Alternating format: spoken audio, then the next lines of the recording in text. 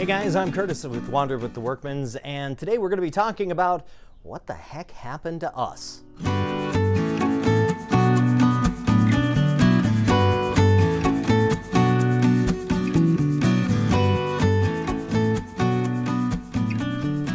So what happened to us? Let's start with the obvious thing. First of all, the haircut. Kind of a fun little story that goes along with that. Okay, it wasn't really fun at the time, but it's kind of funny in retrospect, and it turned out okay. So for a long time, my hair has been thinning from the back and thinning from the front, and they were planning on meeting in the middle. And I had been considering trying this, the severe buzz cut or bicking it, just to see if it's a look that works for me, and also just an acceptance of the inevitable. And so I went to get my hair cut, and I chickened out. To be perfectly honest, I chickened out. I was like, maybe I should try it on. No, we're going to go with my regular haircut. And as a side note to that, since we headed out on the road, I have not been able to find a barber or a stylist who would cut my hair the way I really liked it. I had a barber for many, many decades, living at home before we took off the road. And then about 5 years before we headed out on the road, a new barber took over the old barber shop, but he learned how to cut my hair just right. And it was just the way I liked it. And since we went on the road, haven't been able to find that person that gets it. They get it close, just not quite there. So went to the stylist and said, chickened out and said, this is how I normally cut my hair, spike the part light on the left and roll over into a normal part and everything like that. She got it. I mean, she nailed it. It was looking exactly how I wanted it. Now, in the chair next to me, a lady was cutting the hair of a little girl. And along with this little girl was her mother and her sister that were there waiting for this one little girl to get her haircut finished. Well, the younger sister was running around, and she ran between the chair and the counter as the lady who was working on my hair was cutting away and doing some last minute just final touches and stuff. And the little girl clotheslined herself. Literally, she caught herself right here in the forehead with the cord to the clippers my stylist was using, and here, and the stylist goes, "Oh, yeah," she said it, and I could just feel the nearly to the scalp line of where the clippers had jumped. And it was such a big chunk that there was just no way to blend it in or make a style work with, shaved around the sides and long on the top. It just wasn't working. And I said, you know what? I've been thinking about doing this anyway. Let's just go ahead and take it down as far as we can get it, and we'll see how the look works. And so that's how I ended up with this. Couple of things on this. First of all, the stylist was incredibly frightened and upset. She was near tears when it happened. She was very apologetic and that kind of thing. The mother of this little hellion running around uncontained and causing a problem was just like, nah, whatevs. So that was a little disappointing. Okay, it was infuriating. That even if your kids get out of control, I understand kids get out of control. I come from a very big family of out of control adults, let alone out of control children, so I get it, but at least seem apologetic.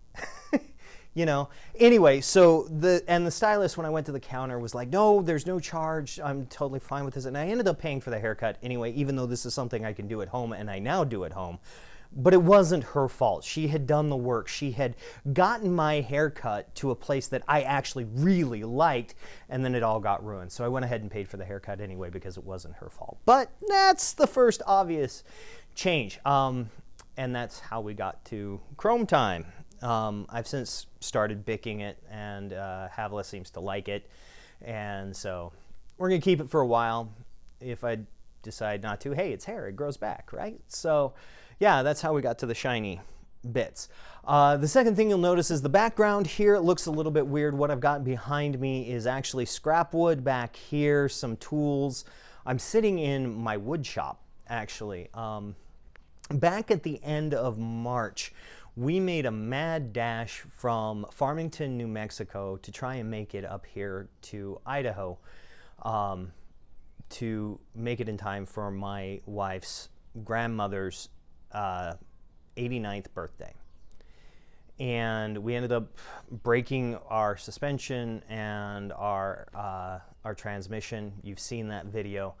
But that also ate deeply into our savings and our emergency fund and everything like that. So we made a mad dash from there up to Idaho, because staying here at my in-laws' place, Havila's parents' place, we're able to stay here rent-free. We don't have a campsite fee. We get electricity. We have access to the house for showers and bathrooms, that kind of thing. They also feed us on a regular basis, so we've been able to kind of build up our emergency fund and replace our savings and that kind of thing. And so the thought was we were going to stay here for a few months, and then when the weather started to turn cold, we'd head south with the intent of spending the winter down on the Gulf Coast in Texas. Well, along the way, along that time, my in-laws, who are very religious, not pushy religious, but they are very devout in their faith and practice it fervently, they decided that they would like to serve a mission for their church, which is an option with their church to serve as a couple in a different place and do service that way. More of administrative roles for those younger missionaries who go out and track and that kind of thing. But that's something they had done prior to just after our wedding. It was just after our wedding, not prior to. They had served in Singapore and have decided since then, in the 5 intervening years, that it's something that they would like to do again. Well, they're left with 23 acres here in Idaho of irrigated pasture land that needs somebody to manage it, to watch over it while they're gone. And prior to this, when they went on their first mission, they had rented to some people that they kind of knew but didn't take care of the place as well as they would have liked. It's always that way with renters. They did a good job. It's a little bit different when it's your own. And so they asked us if we would consider staying, learning how to operate the place, and watching over it while they serve an 18-month mission. They're hoping to go to Africa, so hopefully they get where they want to go. But we said, yeah. We said one of the benefits to RV living is being able to go whenever you want to go, when and where, but it's also being able to stay when you want to. It's about the freedom. It's about having that choice to do that, to stay or to go. There's a great Mel Torme song about it. But the point is that we decided, we'd help family out and would exercise that option of staying as well. So we've been here since then. We've wintered here in Idaho, which is an adventure into itself under normal circumstances. But this year has been incredibly weird. It's now the 15th of February, and it's like 45 degrees outside. We're getting some rain, not snow. We're getting rain, and it's been in the 60s this last week. A couple of the iris bulbs and crocus bulbs and stuff have gotten adventurous to start to sprout. It's been that kind of a weird winter. So we got lucky that way, especially considering if you look at the weather reports in Texas. We kind of are in an inverted, bizarro world. So we overwintered here, which was kind of an adventure in some days. We did get some snow and some really cold days, but we survived. Actually, we're quite comfortable with the whole thing. But that leaves us at a situation where we're here for at least another 2 years. From this time frame, you're looking at about roughly 2 years of being in the same spot. Does this mean we've completely given up travel? No, we haven't completely given up travel. What I've done in the interim while we've been waiting here is I've actually started making American flags. One of the benefits to being here on the farm is that my father-in-law has that agricultural hoarder syndrome where he keeps everything, from big machinery that's 100 years old and doesn't run anymore because you just might need that one part, down to every scrap of wood. They heat their home with firewood, so he keeps every scrap of wood, and I keep looking at all of the wood piles going, there's more than firewood in there. And so one day he finally said, show me. So I started making American flags out of barn wood, and I made one, as a, hey, you dared me. And then it turned into 50. Did 50 flags with hand-carved stars and hand-stained stripes, the whole 9 yards. But we started taking them to craft shows, and they've been pretty popular. It's given me a chance to pull my blacksmithing stuff out. So this year I'm going to be able to do some blacksmithing. Got a brand new anvil. We'll take that stuff to craft shows as well.